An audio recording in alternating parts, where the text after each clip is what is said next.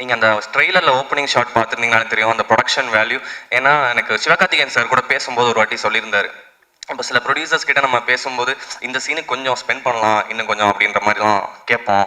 ஆனால் அருணண்ணா கிட்ட வந்து எப்போ போதும்ப்பா இதுக்கு மேலே ஸ்பெண்ட் பண்ணாத அந்த மாதிரி இருக்கும்னு சொல்லி சிவகார்த்திகேயன் சார் கூட சொல்லியிருக்காரு. ஸோ இப்படிப்பட்ட ஒரு ப்ரொடியூசருக்கு இந்த படம் மிகப்பெரிய ஹிட் ஆகணும்னு நான் வேண்டிக்கிறேன். அண்ட் அடுத்ததாக ட்ரெய்லர் பார்த்தோன்னே நான் அது முன்னாடியே பார்த்துட்டேன். எனக்கு முன்னாடி பார்த்தப்பவே அது எமோஷ்னல் ஆச்சு, பயங்கர மோட்டிவேட்டிங்காக இருந்துச்சு. ஏன்னா ஒரு படம் வந்து நம்மளுக்கு இப்போ இந்த டைமில் எனக்கு தெரிஞ்சு ஒரு ஹோப் தான் தேவைன்னு நினைக்கிறேன்.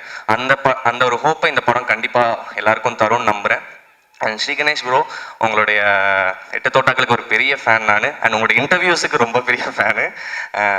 சித்தார்த் சார் அமேசிங் சார், உங்களோட ஒவ்வொரு லுக்குமே வந்து எக்ஸ்ட்ரானரியாக இருக்குது சார். நாங்கள் 25 வயசில் 25 சொன்னால் நம்ப மாட்டேங்கிறாங்க சார், 30 கேட்குறாங்க. நீங்கள் வந்து அவ்வளோ கன்வின்சிங்காக இருக்குது சார் அதில் ஸ்க்ரீனில் பார்க்குறதுக்கு.